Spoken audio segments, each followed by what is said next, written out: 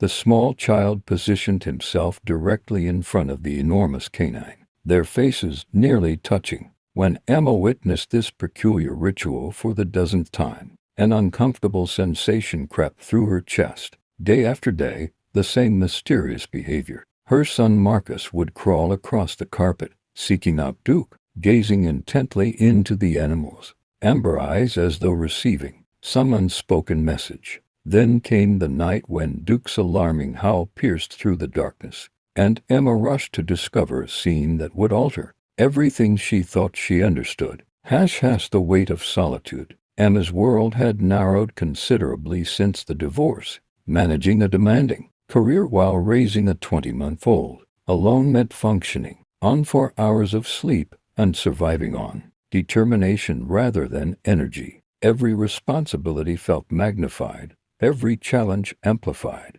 Duke had belonged to her grandfather, German Shepherd mix weighing over 100 pounds, with a presence that commanded attention in any room. When Grandpa Joe died, Emma inherited both his countryside home and the vigilant companion who'd rarely left his side. While she appreciated not facing motherhood in complete isolation, coordinating the needs of an active toddler and a massive dog stretched her capacities beyond their limits.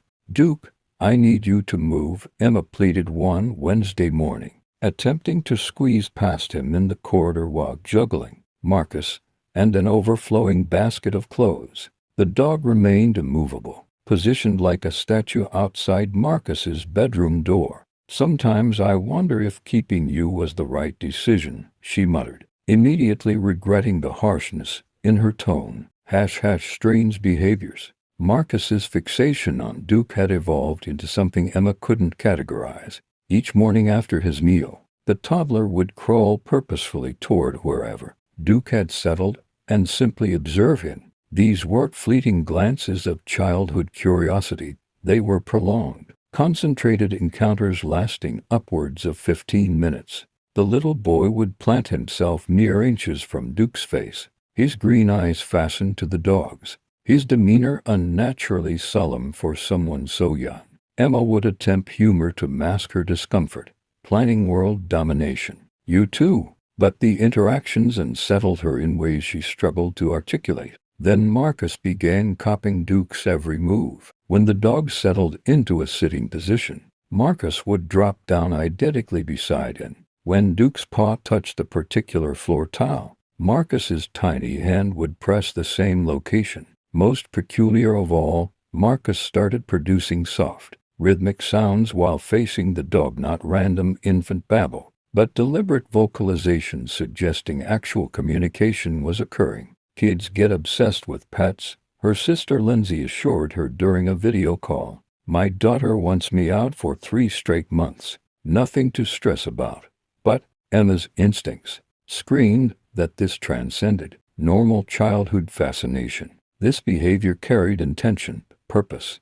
The eruption. Everything came crashing down on a Thursday evening. Emma's most important client had contacted her with an urgent project deadline. Marcus had been cranky throughout the day. Duke had destroyed a potted fern while trailing her between rooms, and her composure finally crumbled along with the shattered pottery scattered across the wooden floor. "Enough," she shouted, her voice fracturing with fatigue. "Duke, backyard, now? I cannot handle this anymore." The dog's ears pressed flat, but he didn't budge from his station outside Marcus's bedroom. His muscles tensed, his focus locked on the closed door. "Are you listening to me?" Outside, Emma seized his collar, attempting to drag him toward the rear exit. "I have a deadline.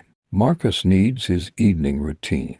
I don't have bandwidth for whatever this is."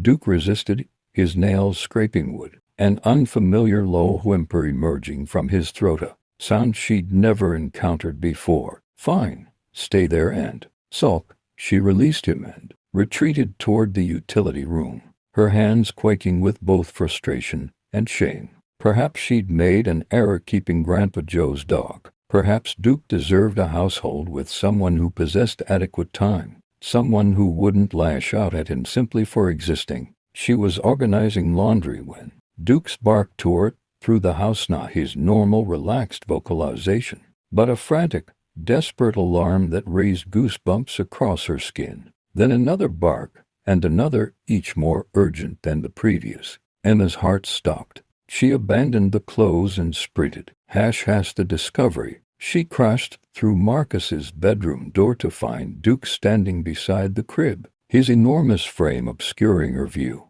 Her son stood gripping the rails, his face flushed from crying, but he appeared unharmed. Relief flooded her, quickly replaced by irritation.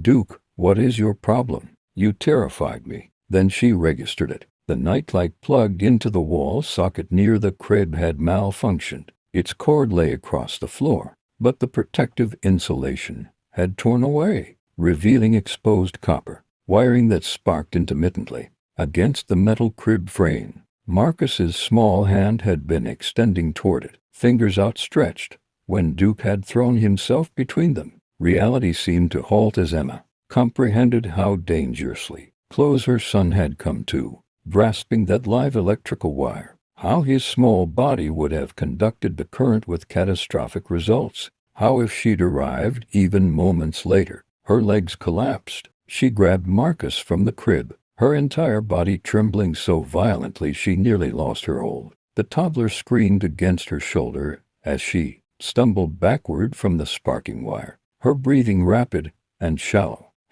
Understanding dawns. The emergency responders arrived quickly. Emma stood frozen in the hallway, mechanically rocking Marcus, watching the firefighters disconnect the night light and inspect the electrical outlet. One responder, a silver-haired woman with compassionate eyes, emerged looking grave. "Ma'am, this outlet has been failing progressively, likely deteriorating for several weeks. With this level of exposure, if your son had made contact...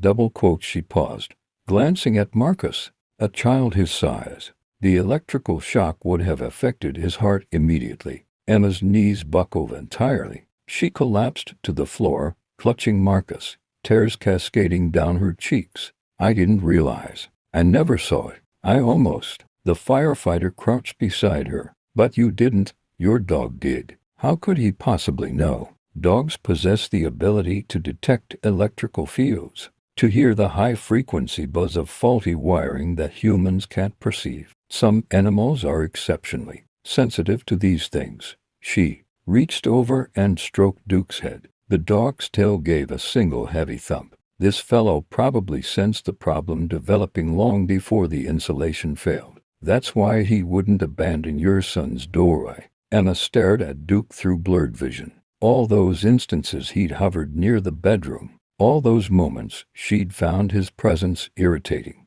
assuming he was simply being needy or obstinate. He'd been standing guard over Marcus, shielding him from a danger she couldn't detect, couldn't hear, couldn't fathom. Everything suddenly made sense with crushing clarity. Marcus's intense sessions staring at Duke weren't imaginary games. He'd been responding to Duke's protective behavior, some primal understanding flowing between child and guardian. The mimicry, the vocalizations, the way Marcus always seemed more settled when Duke was present. All the signs had been there, and she'd been too exhausted and overwhelmed to interpret them. Revelation and redemption. After the responders departed, and she'd had the outlet professionally replaced, Emma carried Marcus back to his bedroom. Duke lay in his customary position outside the door, head resting on his paws, his expression somehow conveying both patience and gentle reproach. She lowered herself beside him on the floor, Marcus still in her arms. For an extended moment, words failed her. Finally, barely audible, she whispered, "I'm so sorry." Duke's tail thumped once against the floor. "I called you a burden. I considered giving you away. And you were protecting his life the entire time." Fresh tears flowed. She reached out and sank her fingers into Duke's thick coat. "You knew danger was present and attempted to warn me, and I refused to listen." Marcus squirmed, reaching toward the dog. Emma gently placed him down, and the toddler immediately crawled to Duke, pressing his small face against the dog's broad head. Duke's tail swept across the floor in slow, forgiving movements. Grandpa Joe always said you were extraordinary, Emma murmured, scratching Duke's ears the way her grandfather used to. I should have honored that. I should have trusted you. That evening, Emma installed a proper dog bed in Marcus's room, thick, comfortable, positioned where Duke could monitor both the crib and the doorway. She also contacted her grandfather's longtime veterinarian.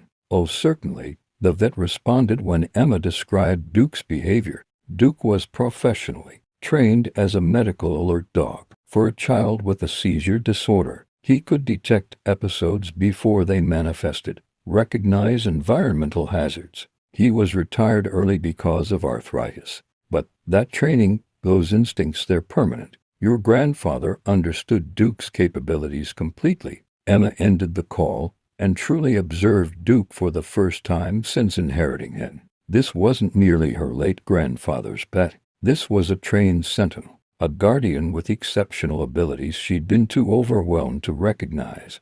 And somehow, he'd extended that protective instinct to Marcus. A new understanding. From that day forward, Emma never questioned Duke's vigilance. When he positioned himself between Marcus and the staircase, she paid attention. When he refused to permit Marcus near the stove while she cooked, she understood. The silent dialogue between dog and child continued, but now Emma was learning to comprehend it. Her friends noticed the transformation. You seem different, Lindsay observed during a visit. More at peace. Emma smiled, watching Marcus nap with his hand resting on Duke's ribcage, both breathing in synchronized rhythm. I learned to trust what I cannot see, she said simply. Sometimes the boundary between safety and tragedy is guarded not by those we expect, but by those we underestimate. What we perceive as inconvenience often masks what we cannot sense, the hidden dangers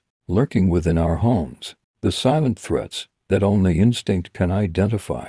In our exhaustion and impatience, we forget that devotion doesn't always present itself conveniently. Sometimes it manifests as disruption, as persistence, as an unwavering presence that refuses to abandon its station. And sometimes the protector we need has been faithfully beside us all along, waiting patiently for us to finally perceive what our limited human senses could never reveal alone. This story reminds us that the most profound protection often comes from the most unexpected sources, and that listening to those who guard us without words can mean the difference between tragedy and blessing. If this story touched your heart, please support the channel by liking, subscribing, and sharing it with someone who needs a little hope today. See you in the next story.